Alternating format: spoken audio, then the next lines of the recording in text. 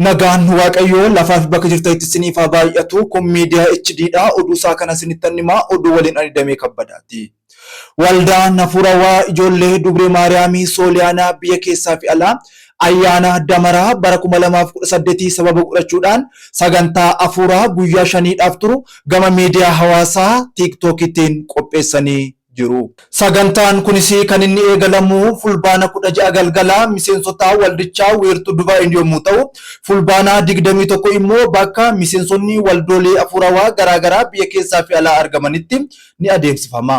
Sagantaa kana irratti barsiisonni wangeelaa, faarfattoonni, luboonni, diyaaqonoonni fi keessummoonni biyya keessaa fi alaa affeeraman hedduminaan waanta argamaniif kiristaanonni fannoo kiristoosiin mormatti hidhatanii fi miidiyaa hawaasaa irra sochootan mana waldaa ijoollee Dubree Maariyaamii Sooliyaanaa biyya keessaa fi alaatti argamuudhaan hirmaattuu sagantaa obboloota keenyaa akka taatan maqaa Waaqayyootiin isin affeerree jirra. Waldaa Hafuurawaa Ijoollee Dubree Maariyaamii Sooliyaanaa biyya keessaa fi alaa. Waldaan Hafuuraa Ijoollee Dubree Maariyaamii Sooliyaanaa biyya keessaa fi alaa isa beela'ee beela baasuudhaan eebotaas immoo eebuu baasuudhaan isa daariitti uffisuudhaan bara haaraa 2018 simatanii jiru.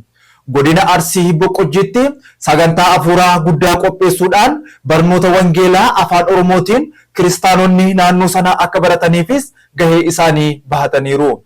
Waldaan Hafuurawaa Ijoollee Dubree Maariyaamii biyya keessaa fi alaa Ijoollee Sooliyaanaa hundeeffama isaarraa kaasee hojiiwwan hafuuraa garaagaraa hojjechaa dhufee as ga'uun isaa ni yaadatama.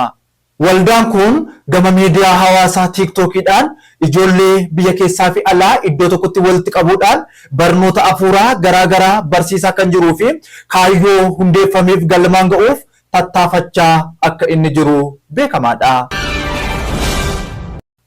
Eebbifamoon Abbaa Saawuroos hojii gaggeessaa mana lubummaa waliigalaa hangafti Phaaphaasii biyya lallabaa magaalaa Shaggarii fi godina Shawaa Kibba Lixaa duukaa buutota 417 aangoo lubummaa kennanii.